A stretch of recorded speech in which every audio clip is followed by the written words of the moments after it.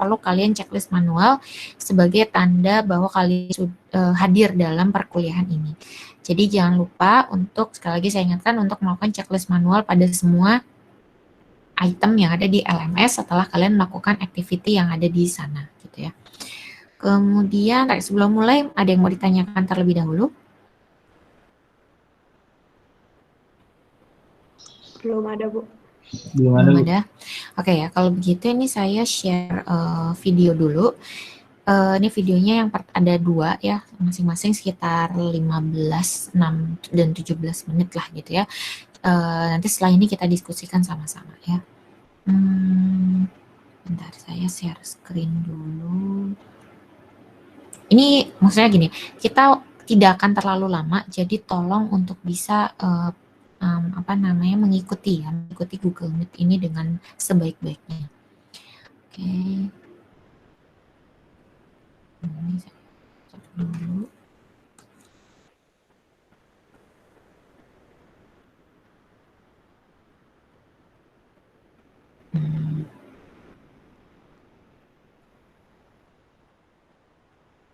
Ini. Sudah kelihatan belum? Sudah, Bu. Sudah, Bu. Sudah, Bu. Oke, ini saya play.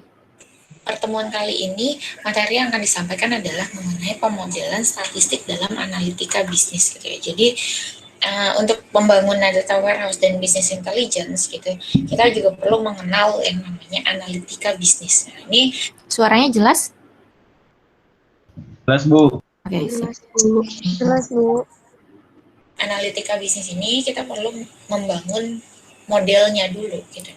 Untuk pembangunan modelnya ada macam-macam, ada cara untuk dengan OLAP, ada juga dengan statistik, ada juga dengan data mining gitu ya. Nah, di sini materinya kali ini dengan statistik, jadi pembangunan model untuk analitika bisnis tapi dengan metode statistik. Nah, materinya apa saja? Ada deskriptif statistik, aritmatika min, median, dan modus, kemudian pengukuran dispersi, pengukuran distribusi, pemodelan regresi, pengukuran model, logistik regression. Nah, nanti di akhir kalian bisa kita bisa mendiskusikannya. Kemudian apa itu deskriptif statistik ya gitu. Jadi relasi ini kita perlu pahami dulu relasi antara statistik dengan analitika deskriptif. Jadi kalau statistika ini sebenarnya dia adalah metode matematika yang sudah kita kenal tuh atau ada sudah digunakan oleh manusia itu sejak lama gitu. Nah, untuk melakukan apa statistika itu? Jadi untuk melakukan analitika deskriptif. Nah, kita tahu kalau analitika itu bisa dilakukan untuk 3 hal ya. Untuk analitika deskriptif, analitika prediktif, dan analitika preskriptif. Nah, analitika deskriptif ini apa? Jadi analitika deskriptif ini adalah untuk mengetahui dari data itu keadaan yang sudah lampau, gitu ya, keadaan yang sudah lampau atau yang memang akan sedang terjadi saat ini itu apa sih, gitu ya. Jadi dari data itu yuk kita mengungkapkan keadaan-keadaan yang sudah lampau gitu. Nah, kemudian caranya seperti apa? Bisa dengan OLAP ya, online OLAP, kemudian bisa dengan statistik. Kemudian statistik itu ada 2 macam, bisa deskriptif dan inferensial gitu ya. Nah, OLAP itu online analytical processing ya. Nah, itu adalah sebuah metode yang digunakan untuk menganalisis data yang datanya itu dalam bentuk cubes atau kita kenal sebagai data warehouse gitu. Jadi sudah dari database. Nah, statistik itu adalah sebuah metode yang digunakan untuk mengetahui karakteristik dan menginterpretasikan data itu sendiri gitu ya. Jadi kalau OLAP ini adalah sebuah teknologi yang ya kita ketahui ini baru ketika data warehouse itu berkembang. Nah, OLAP pun berkembang gitu ya. Nah, sedangkan statistik ini sudah jauh lebih lama dari OLAP itu sendiri. Statistical modeling. Jadi untuk kita menginterpretasikan data, untuk mengetahui apa yang terjadi sih sebenarnya dari data itu, kita menggunakan yang namanya statistical modeling. Nah, statistical modeling ini bisa dilakukan entah itu dengan deskriptif atau juga inferensial. Nah, apa perbedaannya antara deskriptif dan inferensial ini gitu ya? Oke, nah deskriptif ini, jadi sebenarnya dia perbedaannya datanya itu adalah data-datanya pada data-data yang sampel data yang ada gitu. Jadi untuk mendeskripsikan apa dari data. Nah, sedangkan inferensial itu kita bisa mengetahui conclusion dari conclusion dari sebuah populasi. Jadi memang bisa jauh lebih luas gitu. Nah, kemudian bagaimana nih metode dari statistik itu sendiri gitu. Ada aritmatika mean, median, dan modus gitu. Ini salah satu caranya. Jadi memang dalam bisnis analitik, deskriptif statistik itu memiliki peranan yang cukup penting. Jadi bahkan terkadang sebelum kita melakukan data mining, sebelum kita melakukan lain-lain, kita lakukan dulu deskriptif statistiknya gitu untuk mengetahui sebenarnya insight apa yang bisa kita dapat dari data tersebut gitu. Nah, ini biasanya caranya itu ya kita menggabungkan angka, kita membangun chart gitu dari data-data tersebut. Apa saja yang bisa dilakukan? Nah, pertama kita bisa mengukur centrality-nya gitu ya. Jadi dari data itu sentralnya apa nih gitu ya, sentralnya apa. Nah, caranya seperti apa? Ada mathematical methodnya. Yang pertama bisa pakai mean ya, mean. Ini untuk mengukur ya rata-rata gitu ya. Untuk yang paling most commonly used ya, jadi untuk digunakan mengukur centrality-nya itu ya. Kemudian kita juga bisa menggunakan median atau modus. Jadi untuk mengukur centrality tendency kita bisa menggunakan mean, median, dan modus. Nah, ini rata-rata ya caranya kita tahu seperti apa. Kemudian median itu nilai tengahnya ya, nilai tengah dari data yang sudah di sort atau diurutkan. Kemudian modus kita ini untuk mengetahui sebenarnya data yang paling banyak muncul itu bagaimana begitu ya. Kemudian ada lagi yang namanya dispersion. Apa sih dispersion ini? Nah, dispersion ini adalah mengestimasi atau menjelaskan dari jenis-jenis variasi. Begitu. Jadi macam-macam variasi dari data itu sendiri. Jadi dari variabel-variabel ini bagaimana gitu kan. Ini dispersion ini bisa menggunakan range ya, ini paling mudah metodenya. Jadi mau mengetahui antara yang paling tinggi dengan yang paling rendah itu, misalnya kayak tinggi badan. Nah, tinggi badan kemudian kita lihat sebenarnya variasinya ada di mana yang paling banyak gitu ya. Itu bisa kita buat range dulu antara misalkannya 50 sampai 100, kemudian 100 sampai 150 dan di atas 150 misalnya. Kemudian atau bisa juga menggunakan varian, pengukuran varian sini.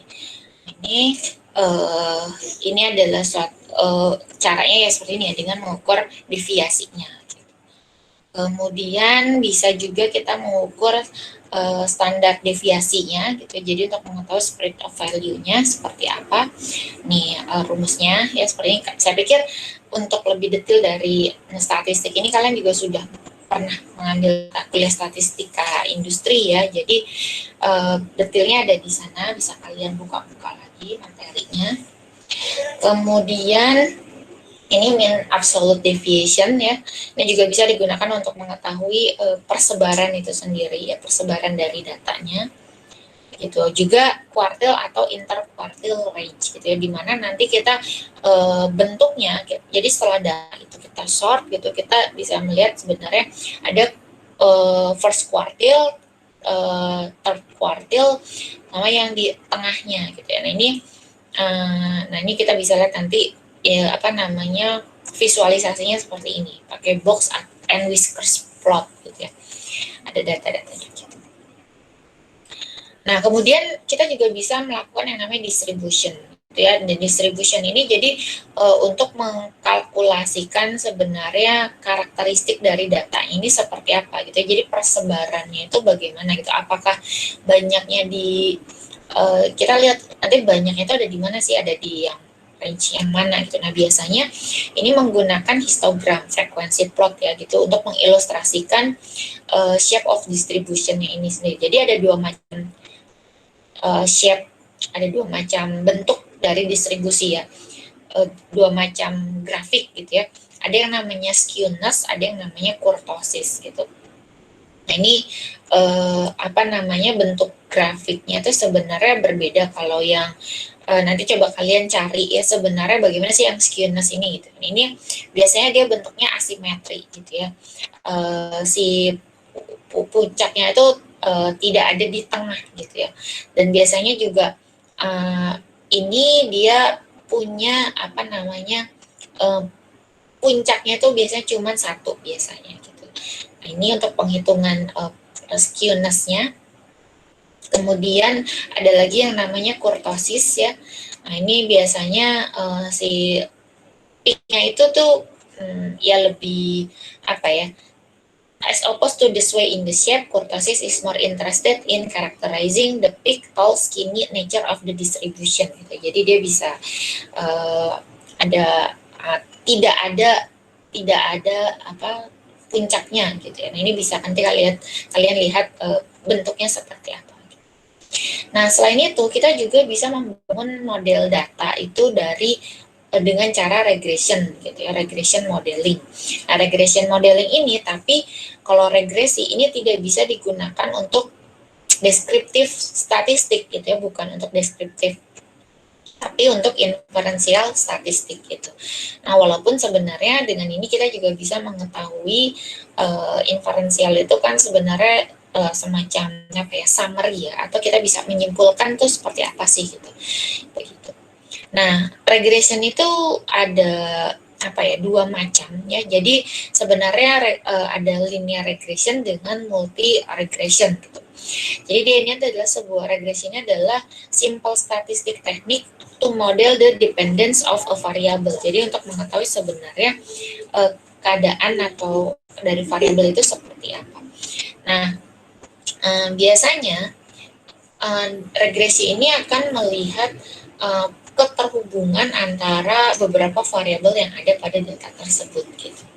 Ya misalkannya kayak tingkat kasus COVID misalnya gitu ya. Nah, itu antara variabel hari dengan variabel jumlah pasien yang terkena gitu misalkan ya. Nah, regresi ini bisa digunakan untuk hypothesis testing dan prediction atau forecasting gitu. Nah, kalau hypothesis ini biasanya ya untuk mengetahui relationship antara variabel tersebut seperti apa. Tapi kalau prediction itu ya artinya untuk mengetahui sebenarnya nanti selanjutnya akan seperti apa gitu ya. Jadi memprediksi sesuatu. Nah, contohnya kalau di kasus COVID misalnya kita bisa menyimpulkan bahwa dari hari pertama ke hari kedua itu atau terjadi pertambahan jumlah positif COVID itu misalnya ada 10 orang gitu, selalu konsisten hampir mendekati 10 misalnya gitu. Nah, artinya kita bisa memprediksi besok itu ada pertumbuhan positif COVID sebanyak 10 orang misalnya gitu. Jadi untuk memprediksi 10 hari selanjutnya ini akan ada berapa orang nih gitu ya, itu bisa diketahui gitu dengan metode regresi ini. Nah, ada correlation, ada juga regression gitu ya. Nah, untuk regression itu sebenarnya ada simple regression sama multiple regression. Nah, kalau simple regression ini biasanya pakai satu respon variabel dan satu explanatory variabel. Tapi kalau multiple regression itu biasanya dia terdiri dari beberapa explanatory variabel gitu. Explanatory variabel itu ada beberapa. Nah, simple regressionnya biasanya rumusnya seperti ini ya. Ini nggak terlalu sulit ya, kalian bisa coba cari juga nanti detailnya seperti apa. Nah, kemudian model measurement-nya, nanti model measurement ini itu untuk mengetahui sebenarnya seberapa baik sih model yang dihasilkan dari statistik itu gitu ya. Nah ini jadi untuk membuktikan, karena kan kita membutuhkan model yang untuk diimplementasikan membutuhkan model yang bagus gitu, yang bagus. Nah itu biasanya yang mendekati kesesuaian, mendekati betul gitu ya. Nah itu tuh betul sesuai dengan kenyataan gitu. Nah itu tuh bisa pakai R square, kemudian bisa pakai overall F test atau root mean square error. Nah ini kalau regression modelnya ya, regression itu biasanya caranya bagaimana itu pasti dari data tabular ya, kemudian ada metode data assessment-nya. Assessment ini kita ikut mengetahui sebenarnya ya tadi ya korelasi antar variabel apa gitu. Kemudian ini biasanya pakai scatter plot, jadi divisualisasikan pakai scatter plot. Nah kemudian model fitting itu kita akan mentransformasikan data, kemudian mengestimasi parameternya apa saja. Kemudian ada lagi model assessment, itu mengetahui hasil model yang dibangun dari penghitungan statistik begitu. Nah, baru nanti kalau misalkannya hasil asesmennya tidak bagus, ya artinya modelnya perlu diperbaiki, kita entah melakukan model fitting atau kita melakukan data assessment lagi gitu. Sampai pada akhirnya nanti dari model assessment ini mendapatkan nilai yang sudah mendekati baik, baru dari sana kita melakukan deployment. Nah, ini most important assumption in linear regression ya, ada linearity, independence, normality, constant variance, multicollinearity ya. Ini perlu kalian baca di buku referensinya ya. Nah, sedangkan ini logistic regression. Nah, ini logistic regression ini biasanya digunakan untuk mengetahui probabilitas dari data gitu ya. Nah, ini biasanya menggunakan supervised learning, masuk ke dalam supervised learning. Nah, logistic regression ini biasanya digunakan untuk memprediksi, melakukan predictive analytic gitu. Nah, ini beda dengan linear regression ya. Logistic regression ini bisa digunakan untuk memprediksi dan biasanya bentuk outputnya itu atau datanya itu, data dan variabel-variabelnya itu dia value-nya itu berupa biner gitu ya. Terus ya, Oke, sampai sini ada yang mau ditanyakan? Boleh Bu, mau nanya Silakan. Bu. Nah, itu tadi kan kalau nggak salah regresi itu dipecah ada dua, yang regresi biasa sama yang logistik. Nah itu bedanya apa sih Bu secara pengertian sama secara penggunaan yang lebih detail lagi? Oke. Itu sih Pak. Regresinya ya, regresinya. Oke, nah jadi ini kan kita lihat di sini kan ada logistic regression ya. Terus sebelum ini juga kita ada yang namanya linear regression. Nah ini ya, linear regression itu, nah ini ya simple regression dan multiple regression. Nah ini tuh ada dua macam. Jadi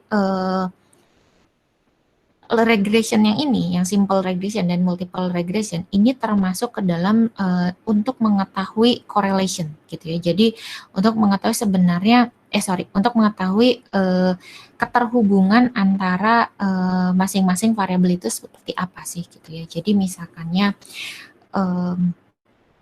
sedangkan sebentar, kalau logistic regression ini termasuk ke dalam classification algoritma gitu ya. Jadi ini udah jadi classification algorithm yang masuk ke dalam metode data mining sebenarnya gitu ya.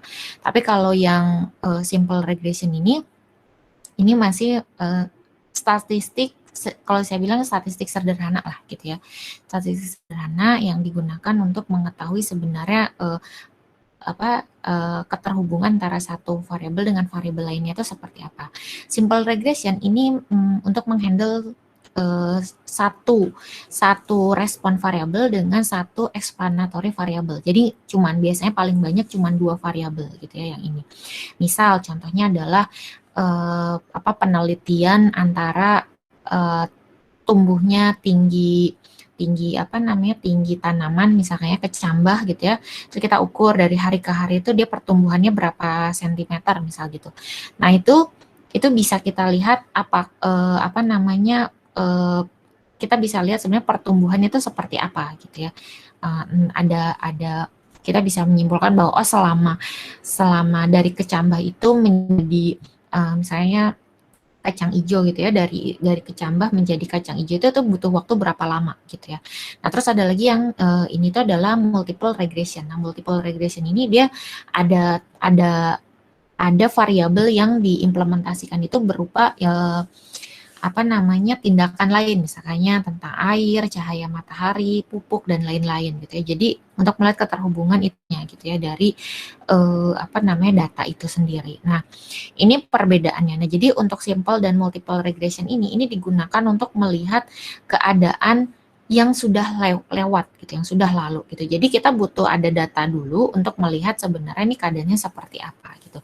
Nah, sedangkan kalau yang logistic regression ini karena namanya adalah dia termasuk yang classification algoritma gitu ya, dia digunakan untuk melakukan predictive analytic gitu ya. Jadi kalau yang tadi dia untuk melakukan descriptive analytic, kalau logistic regression dia digunakan untuk predictive analytic. Jadi ya implementasinya itu adalah ya untuk memprediksi sesuatu, misalkannya kamu mau apanya tingkat ya tadi ya, memprediksi sebenarnya pertumbuhan kecambah besok itu akan naik berapa senti kayak gitu.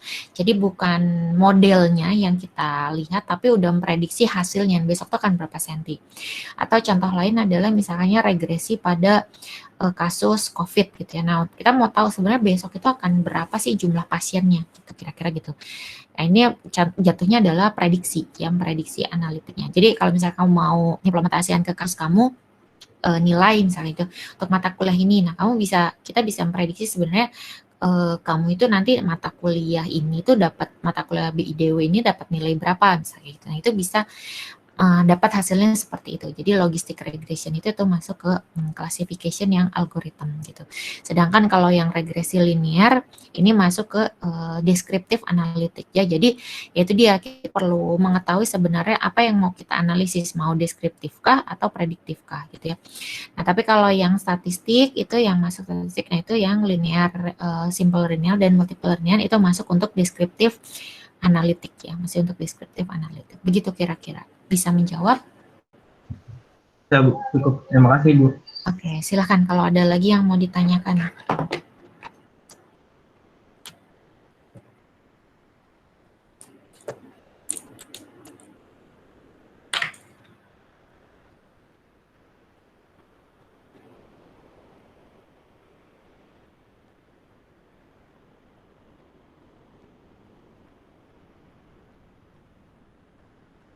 Tidak ada lagi? Oke, kalau nggak ada kita lanjutkan ya ke materi selanjutnya, yaitu yang week 4. Week 4 ini akan membahas mengenai apa namanya, chart ya, mengenai chart. Oke, sebentar ini video 3.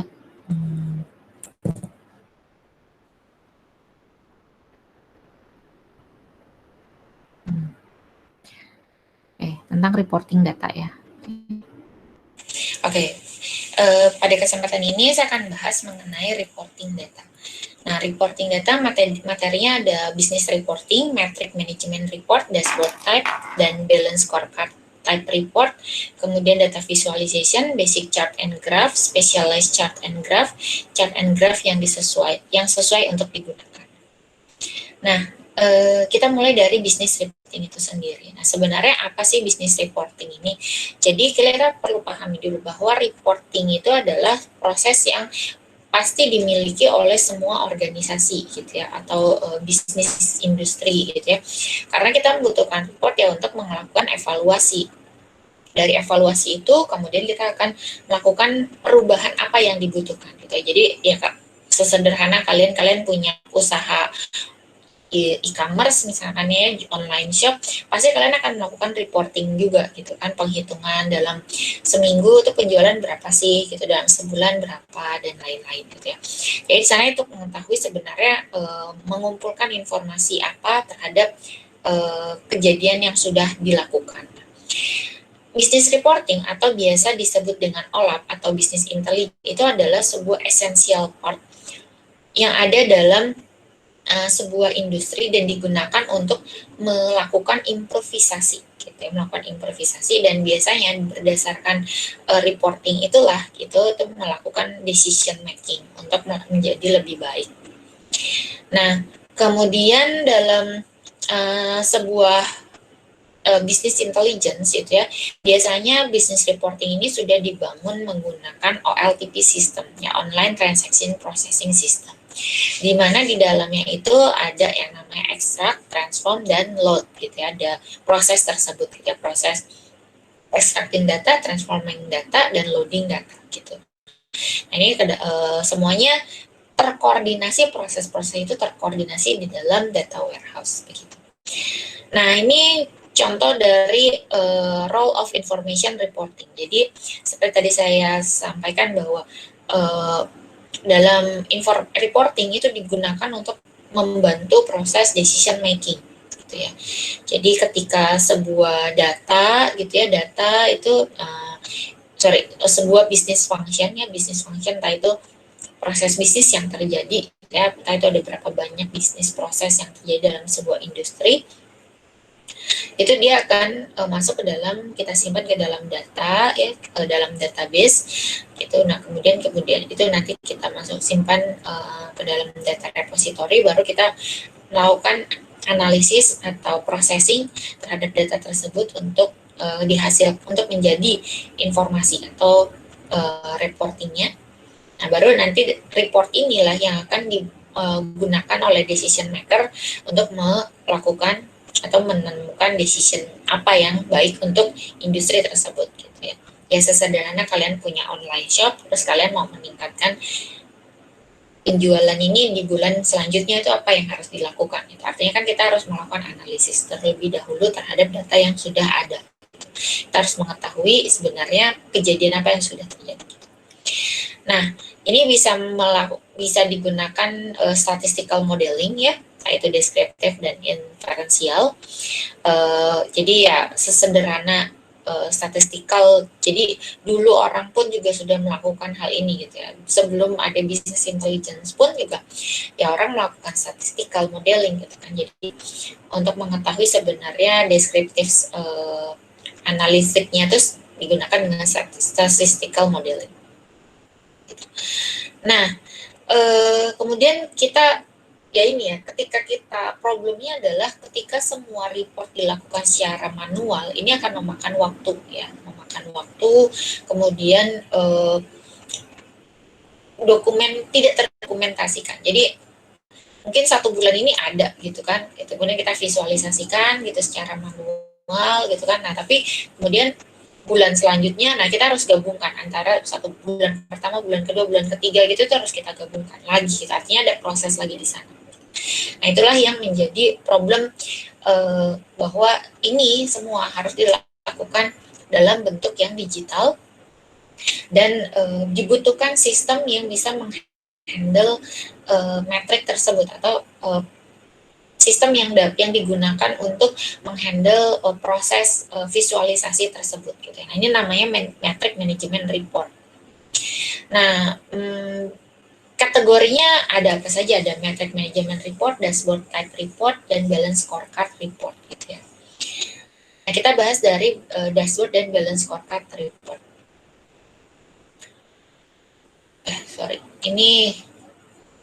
Oke, jadi metric management. Jadi ada 3 macam metric management report, dashboard type report, dan balance scorecard type report. Nah, metric management report itu ini bisa sebenarnya tipe-tipe seperti ini seperti apa. Nah, ini bisa kalian nanti cek di buku referensinya ya. Itu buku referensinya seperti apa sih detail dari masing-masing report ini gitu. Nah, tapi yang paling kita gunakan di perkuliahan ini tuh adalah yang berbentuk balance scorecard gitu. Kemudian data visualisasi ya. Data visualisasi ini apa? Data visualisasi itu adalah digunakan untuk merepresentasikan data gitu ya secara visual untuk lebih mudah dimengerti oleh manusia, kira-kira begitu. Nah, jadi data visualisasi. Jadi sebenarnya kenapa sekarang ada metrik matrix system dan lain-lain itu sebenarnya sudah dibangun sejak tahun 1900-an gitu ya. Jadi matrix system, kemudian balance scorecard gitu ya, dashboard gitu itu tidak tiba-tiba ada gitu ya. Jadi itu memang terjadi perubahan dari tahun 1900 di mana dulu itu ya kita dibutuhkan visualisasi karena lebih mudah untuk dipahami oleh manusia gitu ya, bukan sistem. Jadi manusia lebih mudah membaca sesuatu itu dengan data visualisasi gitu. Nah, bentuknya itu dulu tuh ya sederhana, hanya berupa perubahan warna, value scales, kemudian labeling. Nah, tahun 2000-an itu menjadi sesuatu yang lebih visualisasi data itu menjadi lebih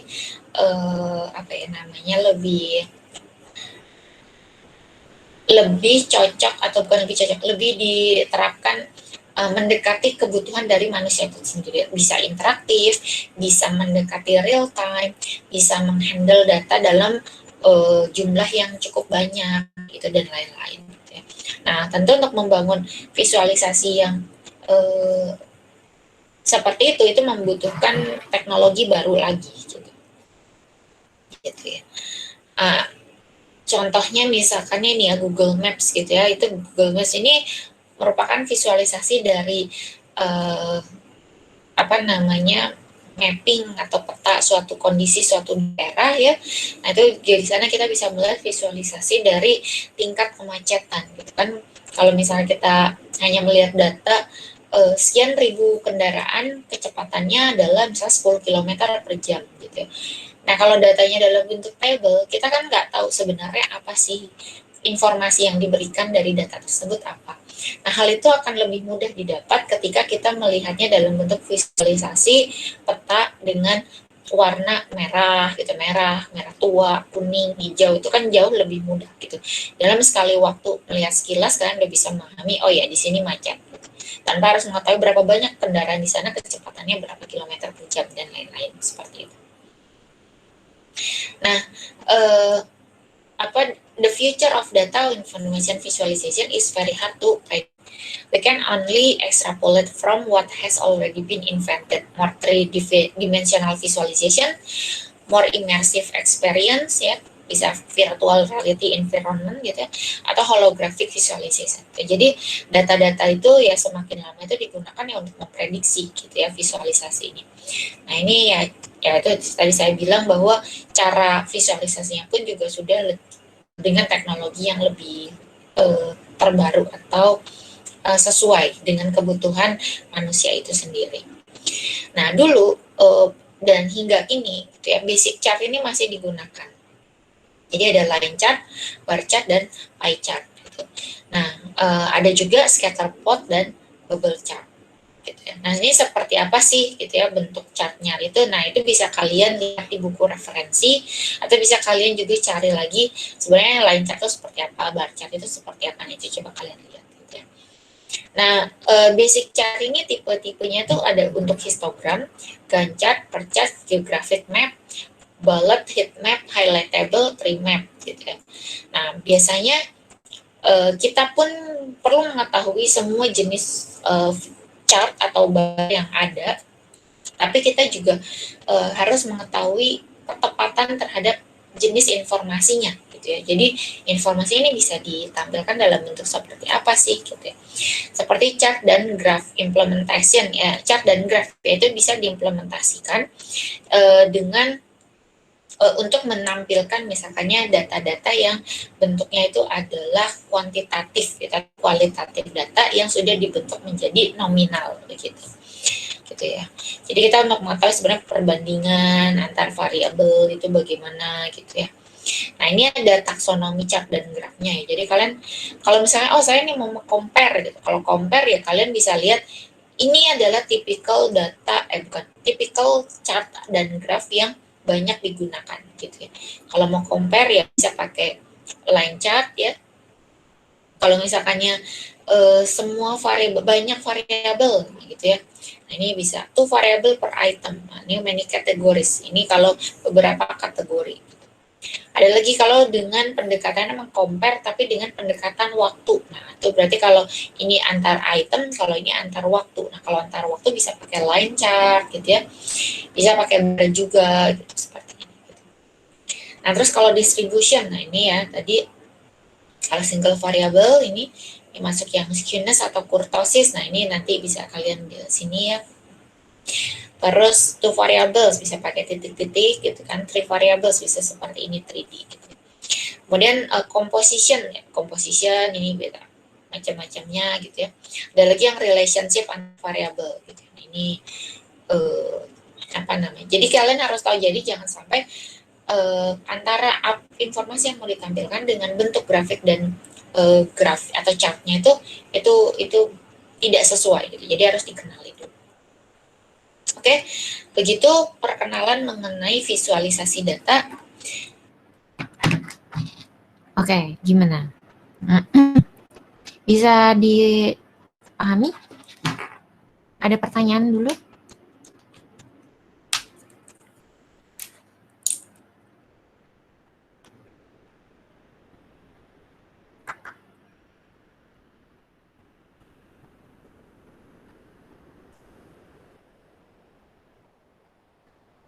Halo, masih ada? Masih ada?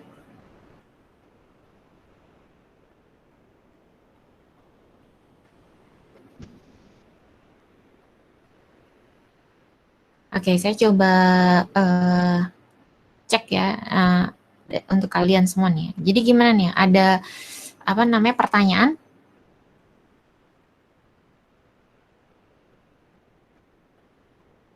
Belum ada. Oke.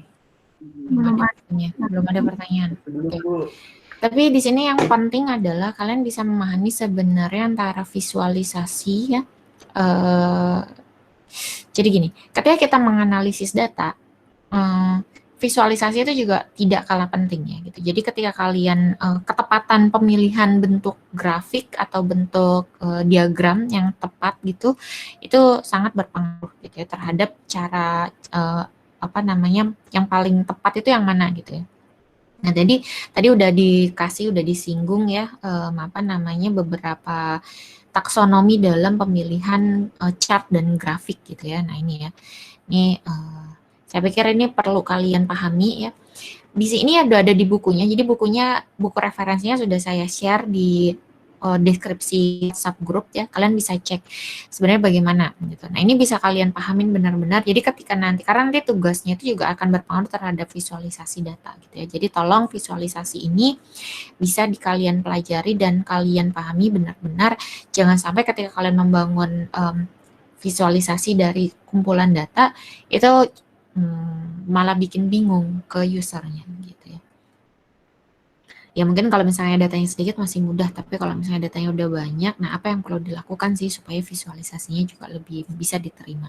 Nah itu yang akan sebenarnya di handle dengan namanya dashboard gitu. Kira begitu. Ya, jadi oke, mungkin gitu sih kalau dari data visualization ini ya. Nanti saya mohon kalian untuk bisa memahami metric management report, dashboard type report, balance scorecard report. Karena nanti untuk balance scorecard ini juga termasuk ke dalam beberapa tugas kita ya, yang harus dikerjakan oleh kalian itu spesifik terhadap balance scorecard gitu.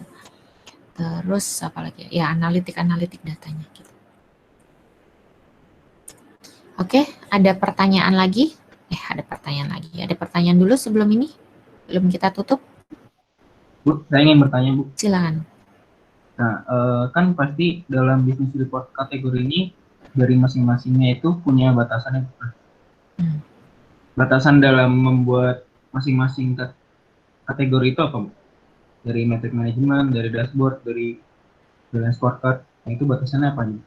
Oke, nah ini sebenarnya kita akan detailkan tentang metric management, dashboard, dan balance scorecard sebenarnya di pertemuan selanjutnya sebenarnya gitu ya. Tapi saya minta kalian baca dulu. Nah, untuk sekarang saya bisa jawab secara sederhana aja dulu ya. Jadi kalau metric management report ini lebih ke kayak misalkannya gini ya, metric kehadiran kalian gitu. Nah, berapa persen sih kalian kehadirannya gitu ya. Antara yang hadir dengan tidak hadirnya berapa persen. Nah, itu tuh adalah masuk dalam metrik manajemen. Jadi manajemen itu ya kita melihat sebenarnya apa yang jadi satu sisi apa yang ditampilkan gitu pada visualisasinya. Itu metrik manajemen. Jadi misalnya kalau di perkuliahan misalkan kalian per orang ada metrik manajemen kehadiran per orang gitu ya. Tapi kalau untuk di level kaprodi misalnya itu ada level metrik kehadiran dosen, mahasiswa gitu. Nah itu kan nggak mungkin kita lihat per mahasiswa kan atau dosen gitu kan. Itu kan udah lebih persentase. Berapa banyak sih dosen yang tepat waktu datangnya, berapa persen sih dosen yang tidak hadir kayak gitu. Itu metrik manajemen. Jadi memang terfokus pada tim manajemen mereka butuhnya seperti apa. Tapi ya itu dia visualisasinya juga terbatas. Ada lagi yang namanya dashboard type gitu ya. Nah, tapi kalau dashboard ini biasanya dia itu terdiri dari apa namanya visualisasi, beberapa visualisasi yang digunakan untuk memperlihatkan apa namanya ya mirip sih seperti metrik manajemen gitu ya, seperti metrik manajemen. Tapi biasanya kalau metrik manajemen ini per divisi atau per ya manajemennya manajemen yang mana yang membutuhkan gitu kan gitu. Nah, ada lagi yang namanya balance scorecard. Nah, kalau balance scorecard ini dia akan melihat dari 4 sisi kalau saya nanti kita bahas bersama sih ada lebih detailnya. Itu ada sisi financial, sisi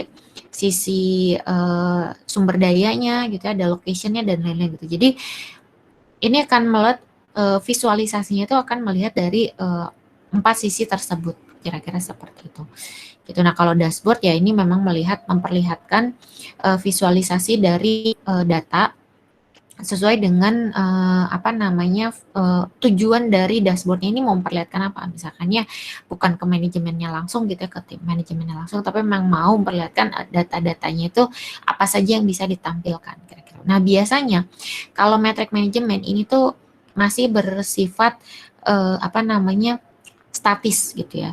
Nah, dashboard dan balance scorecard ini sifatnya sudah bisa lebih apa interaktif kira-kira seperti itu gitu. Nah, ya paling batasannya memang kalau yang ini balance scorecard ini sudah harus terdiri dari template-nya gitu. Jadi ada 4 bidang yang harus diukur gitu. Ada finansialnya seperti apa dan lain-lain gitu. Jadi nanti akan memperlihatkan. Jadi nggak mungkin kalau cuman misalkannya metriknya itu adalah metrik yang untuk menampilkan fakta dari kehadiran saja misal kayak gitu ya. Tapi nggak bisa nih. Kita udah harus memperlihatkan kalau dari kehadiran seperti apa, dari misalnya keuangannya seperti apa, dan apakah itu semuanya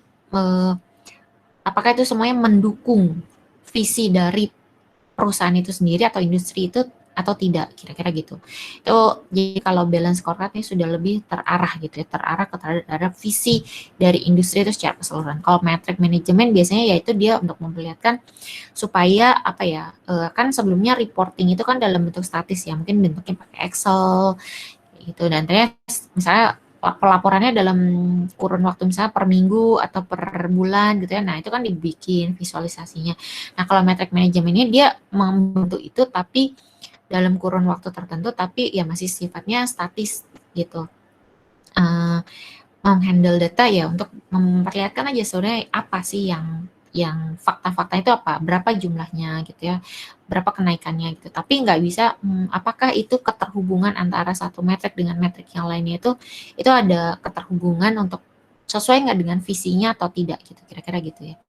Jadi ya memang makin sini bisnis report itu udah, tapi bukan berarti bahwa bahwa semua industri itu membutuhkan balance scorecard. Nah, belum tentu juga. Jadi memang ada juga yang industri yang ya memang masih dia harus bentuknya metrik manajemen gitu, karena itu yang paling sesuai untuk bisnisnya gitu ya. Jadi bukan berarti bahwa kita sekarang karena bisnis misalnya balance scorecard atau dashboard itu sudah lebih terbaru, maka kita harus buatnya dalam bentuk itu. Nah, enggak juga gitu. Kita lihat dulu apakah kebutuhannya seperti apa gitu. Kira-kira begitu ya dalam pemilihan si bisnis reporting ini. Nah, mungkin kalau misalkannya kita adalah sebuah industri yang ada mengetahui visinya gitu ya, visinya terus ada keterhubungannya dengan ekonomi dan lain-lain, kita butuh pakai balance scorecard ini gitu. Tapi kalau misalkannya dia masih metrik yang ya kita buat tahu aja semacam COVID gitu, kasus COVID ya kita lihat aja, mungkin masih bentuknya metrik manajemen atau dashboard aja juga udah cukup gitu. Kita untuk melihat berapa sih jumlah kenaikan positif COVID ya, bentuknya dashboard aja, table untuk kenaikannya. Tapi kalau misalnya udah sampai kita harus melihat nih prediksinya seperti apa gitu ya dan lain-lain, mungkin itu bisa dibentuk menjadi dashboard yang diarahkan untuk bentuk prediksi gitu. Tapi kalau misalkannya masih ya kita untuk melihat keadaan realnya saja gitu ya, tuh metrik manajemen tuh masih oke, dashboard juga masih oke gitu. Begitu kira-kira. Nanti kita bahas lebih detailnya lagi gitu ya. Kalau yang udah jelas, kalau yang keterbatasannya kira-kira seperti itu. Kalau yang balance scorecard ini memang yaitu empat bidang lah, empat hal yang harus dipikirkan gitu. Kira-kira begitu untuk pemilihan bisnis report kategori ini. Terima kasih, Bu. Sama halnya juga ya ketika kalian mau memilih basic chart gitu ya, chart apa sih yang mau kita tampilkan, kan chart ini kan sebenarnya kan dashboard itu kan terdiri dari beberapa chart gitu ya, beberapa chart. Kayak misalnya kalian cek aja deh dashboard COVID gitu ya, nah itu kan terdiri dari ada diagram pie chart, ada line chart, ada mungkin bar chartnya gitu kan ya. Nah itu semuanya ada dalam satu interface gitu. Nah, pertanyaannya adalah mana nih? Apakah itu sudah sesuai? Apakah itu belum sesuai gitu? Nah, itu yang pemilihan chart-chart inilah yang perlu kalian sebagai seorang ahli dalam bidang business intelligence atau ya business intelligence ini, tapi kalian bisa punya sense untuk memilih, oh ya, kalau data seperti ini, chart yang dibutuhkan adalah seperti ini gitu. Jadi memang butuh, nah ini ya, jadi jangan sampai kalian tertukar begitu. Ada lagi sampai sini pertanyaan? Nanti akan ada tugas-tugas ya untuk membangun visualisasinya ya gitu. Jadi tolong untuk dipahami baik-baik. Mungkin ada beberapa statement saya yang kurang lengkap gitu ya. Kalian bisa lengkapi, saya ingatkan lagi untuk baca buku referensinya gitu ya. Karena di sana jadi lebih dalam juga, dan ini kesempatan kalian juga untuk mencari informasi itu nggak cuma ya dari yang saya kasih gitu ya, nggak dari buku yang saya kasih aja, kalian bisa cari lagi gitu ya, entah dari link-link lain gitu kan, mungkin komunitas dan lain-lain gitu, itu perlu kalian cari, atau buku yang lain untuk melengkapi itu. Jadi manfaatkan mumpung masih jadi mahasiswa untuk melihat materi ini sedalam mungkin, sedetil mungkin. Terutama ya saya pikir semua lab riset atau semua peminatan ini saling keterhubungan dengan bisnis intelligence dan data warehouse ya, tentang informasi tentang data ini tuh saling terhubung gitu. Jadi jangan berpikir saya peminatannya bukan data nih gitu. Jadi ya saya nggak perlu terlalu dalam, itu juga nggak tepat gitu. Jadi pelajarin aja gitu ya untuk lebih detail lagi gitu, itu seperti apa gitu. Oke, kalau misalkannya tidak ada pertanyaan ya, saya cukupkan pertemuan hari ini. Terima kasih semuanya, ini udah ada 40 orang yang tergabung ya. Saya sangat apresiasi kalian gabung di sini, walaupun saya juga nggak lihat langsung kalian keadaannya seperti apa. Mau sambil tiduran gitu ya, mau sambil mengerjakan hal yang lain gitu ya, silahkan saja lah. Itu adalah keputusan kalian, tapi saya sangat apresiasi kalian bisa tergabung di sini. Saya sebelum jam berapa, setengah 1 ya, sebelum itu saya udah lihat ada beberapa yang sudah join gitu duluan, 24 orang lah gitu sudah join tuh. Saya sangat apresiasi, terima kasih banyak atas atensi kalian terhadap perkuliahan ini. Semoga kalian tetap bersemangat menjalani perkuliahan ini walaupun kita belum pernah tatap muka ya, mungkin sampai akhir semester ini kan gitu ya. Begitu, semoga semuanya tetap sehat, keluarga kalian juga tetap sehat. Kira-kira begitu ya materinya, jangan lupa untuk dipelajari lebih dalam lagi. Semoga tetap semangat semuanya. Oke, terima kasih, selamat siang. Wassalamualaikum warahmatullahi wabarakatuh. Waalaikumsalam. Terima kasih semuanya. Waalaikumsalam.